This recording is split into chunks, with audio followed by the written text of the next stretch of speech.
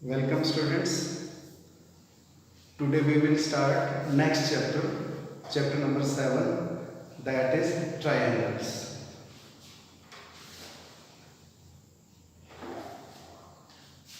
A triangle has 6 parts, 3 sides and 3 angles.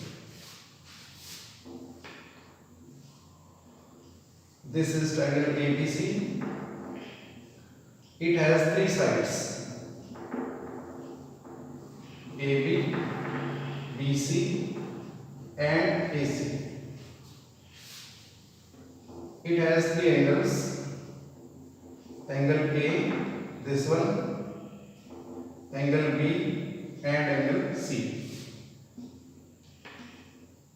So, a triangle has 6 parts, 3 sides, 3 angles. Now come to congruency of triangles. अगर एक triangle के 6 parts दूसरी triangle के corresponding 6 parts के बराबर हों तो ट्रायंगल्स कॉन्ग्रुएंट होती हैं।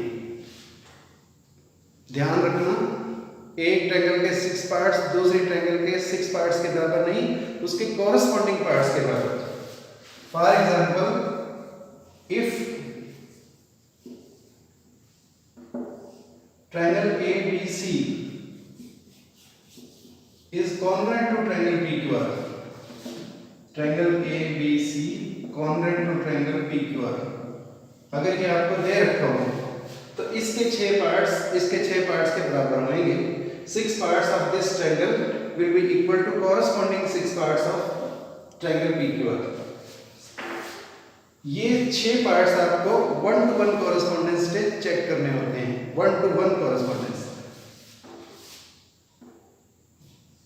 फर्स्ट 2 लेटर से बनने वाली साइड AB बराबर होगी PQ के, last 2 letter BC, last 2 letters QR, first and last AC, first and last PR।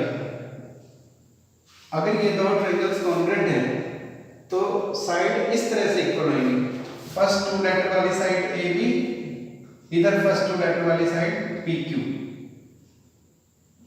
Last 2 letter से बनने वाली साइड BC, लास्ट 2 लेटर से बनने वाली साइड QR, फर्स्ट और लास्ट लेटर से बनने वाली साइड AC और फर्स्ट और लास्ट लेटर से बनने वाली साइड PR। तो ये बहुत ध्यान रखना, आपको 1-to-1 कॉरेस्पॉन्डेंस आपने इसमें चेक कर ली। ये तो होगी साइड्स। इसके बाद आपको एंगल्स भी 1 by 1 चेक करने हैं। पहला लेटर वाला एंगल A एंगल P के बराबर होगा। एंगल B जो बीच में है, बीच वाला एंगल Q के बराबर होगा। लास्ट वाला एंगल C लास्ट वाला एंगल R के बराबर होगा।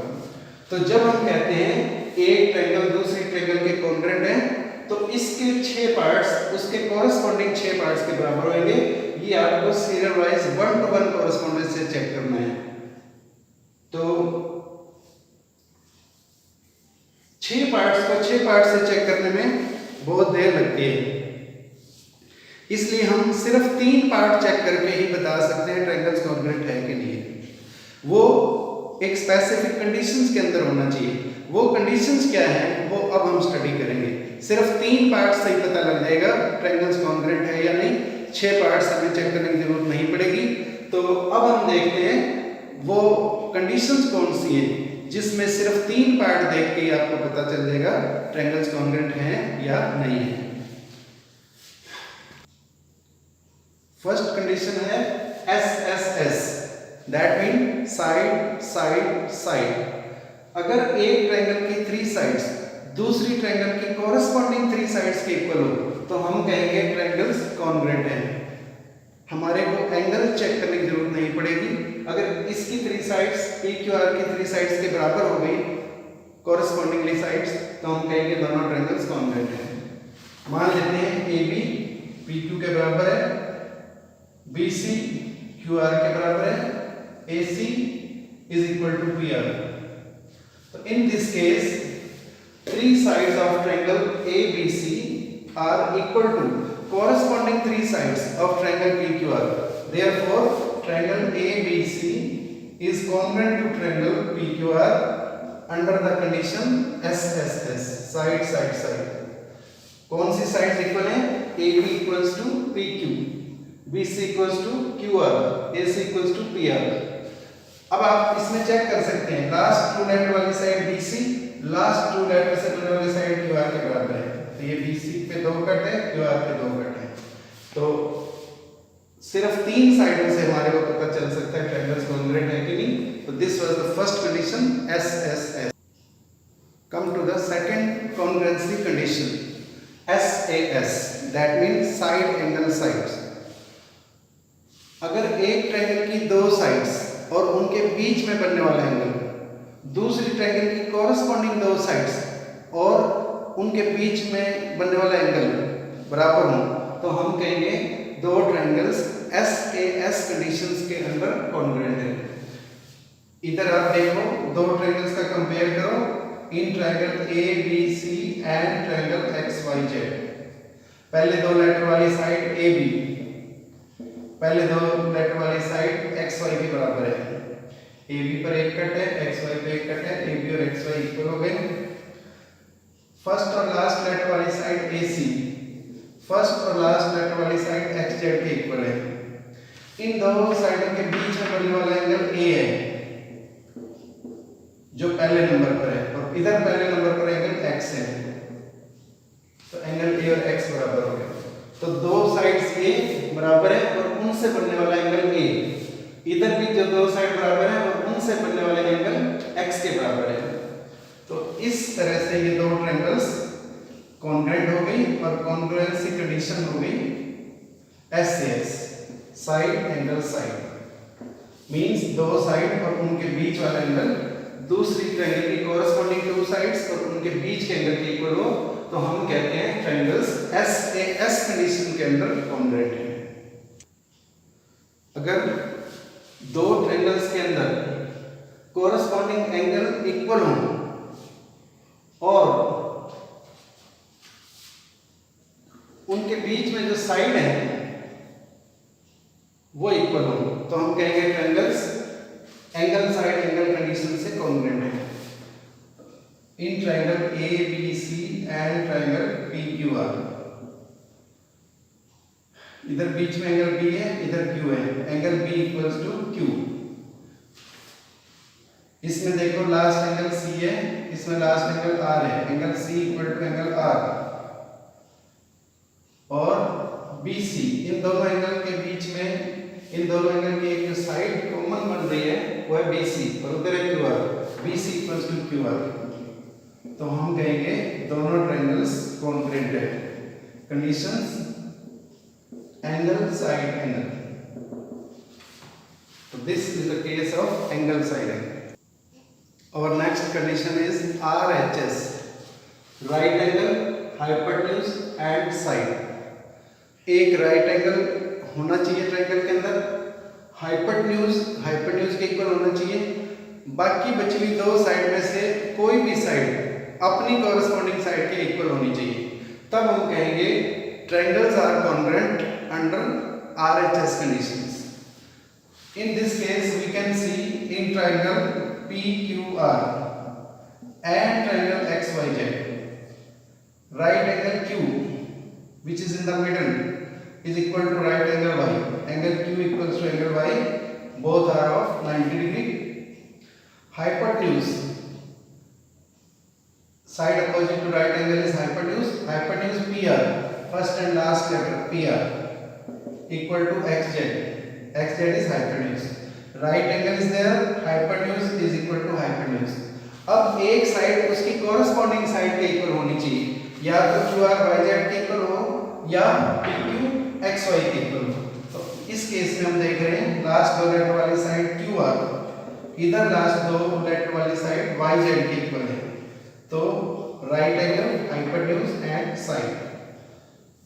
इन this case triangle PQR is congruent to triangle XYZ under the condition RHS, right angle, hypotenuse, side. Angle side angle condition से एक और कंडीशन तैयार हो जाती है, एंगल एंगल साइड। इसलिए मैंने इसका कोई नंबर नहीं डाला है, क्योंकि ये कंडीशन में से ही निकली हुई कंडीशन है, but we can use it, हम लोग इसको यूज कर सकते हैं। तो इसको भी हम समझ लेते हैं, एंगल एंगल साइड।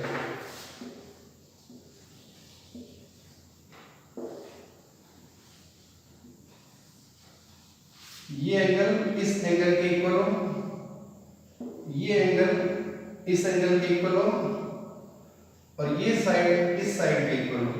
मान लेते हैं triangle ABC is there and triangle PQR is there. So here we can see in triangle ABC and triangle PQR, first angle A is equal to first angle P.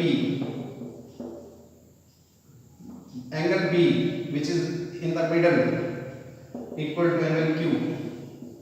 इसमें बीच से बनने वाला angle B और बीच वाला angle Q equal हो गए।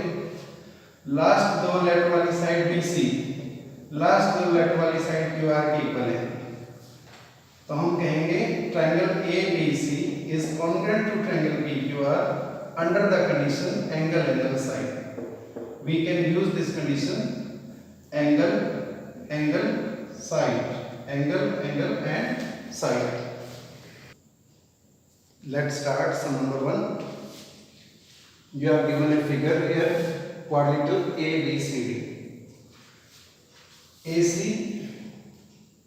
equal to AD.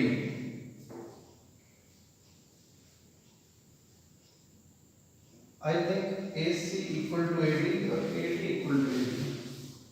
Let me see. AC equal to AD. A, C is here.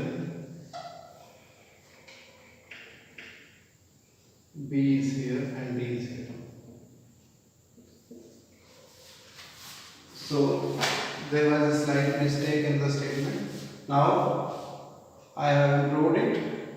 So AC equal to AD is given. AB bisects angle A. AB bisects angle A, that means this angle 1 is equal to this angle 2. And we have to prove triangle ABC and triangle ABD as congruent. जिन दो triangles को आपको congruent prove करना है, पहले आप उनके नाम लिखें। In triangle ABC and triangle ABD, first and last letter side AC and side made by first and last letter AD, it is given. AC equal to AD is given. It is given that AB bisects angle A. AB angle A को bisect करता है। Bisect mean दो बराबर हिस्से करता है। AB side है वो एंगल A के दो बराबर हिस्से कर रही है, तो एंगल 1 और 2 इक्वल हो गए। तो angle 1 equal to 2 and the reason is AB bisects angle A.